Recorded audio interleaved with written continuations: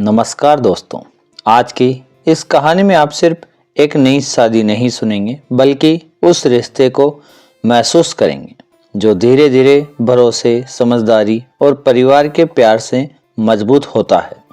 अनन्या और आरव की शादी को अभी पूरे 24 घंटे भी नहीं हुए थे।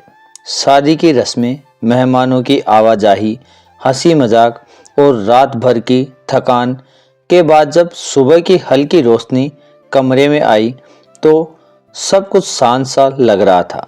वही कमरा था, वही खिड़की, वही पर्दे, लेकिन जिंदगी अब पहले जैसी नहीं रही थी।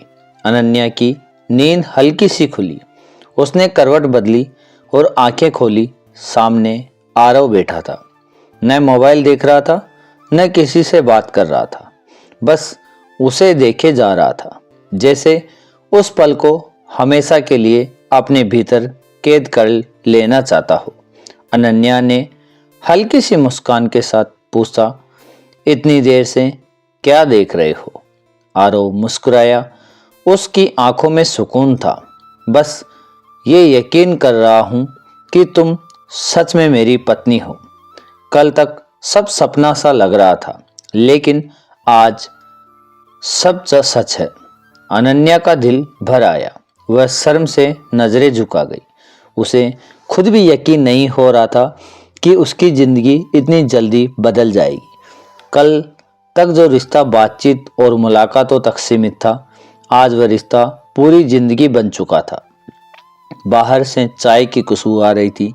घर में के बाकी लोग जाग चुके थे। नई बहू होने का एहसास अनन्या को हल्का सा घबरा रट दे रहा था और अच्छा भी लग रहा था। तभी आरव थोड़ा गंभीर हो गया। उसने अनन्या का हाथ अपने हाथों में ले लिया। अनन्या, मुझे तुमसे एक बात कहनी है। उसके लहजे में बदलाव था। अनन्या ने ध्यान से उसकी तरफ देखा। कहिए, आरव ने धीमी आवाज में कहा। शादी के ठीक बाद ऐसा कहना मुझे भी अच्छा नहीं लग रहा है, लेकिन मेरी कंपनी का एक बहुत ही ज़रूरी प्रोजेक्ट है। अचानक मीटिंग रख दी गई है। मुझे 2 दिन के लिए शहर से बाहर जाना पड़ेगा। आज दोपहर की फ्लाइट है।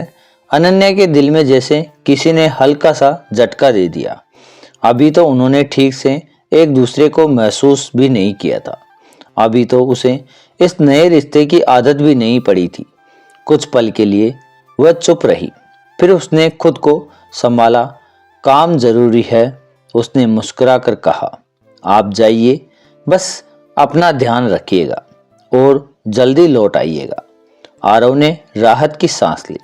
मुझे पता था तुम समझोगी। लौटकर मैं इन 2 दिनों की पूरी भरपाई करूंगा, ये मेरा वादा है। दोपहर तक आरव चला गया। घर में फिर वही रोजमर्रा की हलचल शुरू हो गई, लेकिन अनन्या के मन में एक अजीब सा खालीपन था। वह अपने कमरे में बैठी रही, कभी खिड़की से बाहर देखती, कभी अलमारी में रखी आरव की चीज़ों को। शाम के करीब 5 बजे दरवाजे पर दस्तक हुई। ननद ने दरवाज़ा खोला। सामने खड़े थे आरव के पिता शिव कुमार जी। अनन्या ने उन्हें शादी में देखा था, लेकिन दूर से आज पहली बार वह उनके सामने थी, वो भी आरव की गैर मौजूदगी में। अनन्या के दिल की धड़कन तेज हो गई, लेकिन शिव कुमार जी के चेहरे पर शक्ति नहीं थी, बल्कि एक सादी सी मुस्कान थी। तो आप हैं हमारे घर की नई रौनक, उन्होंने प्यार से कहा। अनन्या ने झुककर उनके पैर छुए। खुश रहो बेटा। उन्होंने सिर पर हाथ रखा और उस स्पर्श में अपनापन था। कोई औपचारिकता नहीं, कोई दूरी नहीं। उसी पल अनन्या की घबराहट थोड़ी कम हो गई। शिव कुमार जी ने बताया कि उन्होंने खुद आरव को जाने के लिए कहा था। काम जरूरी है, उन्होंने कहा, और बहू तुम यहाँ अकेली नहीं हो, ये घर तुम्हारा है। उन शब्दों में इतना भरोसा था कि अनन्या की आंखें नम हो गई। उसे लगा जैसे उसे अपने पिता का सहारा मिल गया हो। रात को सबने साथ बैठकर खाना खाया। शिव कुमार जी ने आरव के बचपन की बातें सुनाई, कैसे वह जिद्दी था, कैसे पढ़ाई से ज्यादा उसे चीजें बनाना पसंद था। अनन्या ध्यान से सब सुनती रही। उसे आरव को और करीब से जानने का मौका मिल रहा था। रात को अपने कमरे में आकर अनन्या ने आरव की एक टी शर्ट निकाली, उसे पास रखकर लेट गई।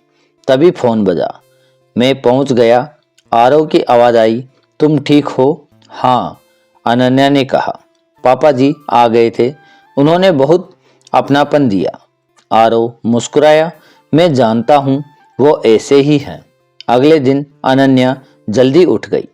उसने सासू माँ के साथ रसोई संभाली। शिव कुमार जी को नाश्ते में मेज पर बैठा देख उन्होंने अनन्या से पूछा, बहू तुम आगे क्या करना चाहती हो? अनन्या चौंक गई। मतलब तुम्हारे सपने? उन्होंने कहा, हर इंसान के सपने होते हैं। थोड़ी हिम्मत जुटाकर अनन्या बोली, मुझे कपड़ों की डिजाइन का बहुत शौक है।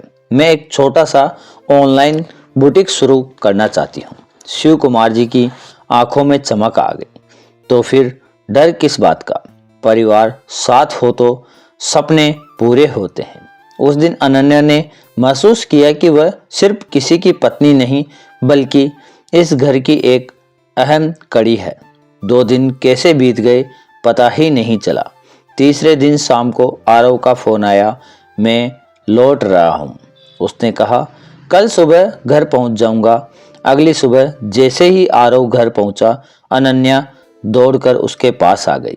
वो गले मिलना सिर्फ मिलन नहीं था बल्कि भरोसे से इंतजार और परिवार के प्यार का एहसास था। शिव कुमार जी मुस्कुराए। देखा बेटा, रिश्ता सिर्फ 2 लोगों से नहीं बनता, पूरा परिवार मिलकर उसे मजबूत करता है। और उस पल अनन्या ने समझ कि सच्चा प्यार सिर्फ एक साथ रहने में नहीं बल्कि एक दूसरे के सपने को समझने और उन्हें पूरा करने में होता है।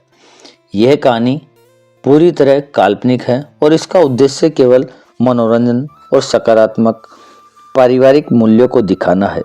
आपको इस कहानी में क्या पसंद आया कमेंट में ज़रूर बता के जाएं और लाइक एंड सब्सक्राइब करना ना भूलें, जिससे मिल सके हम दोबारा आपसे।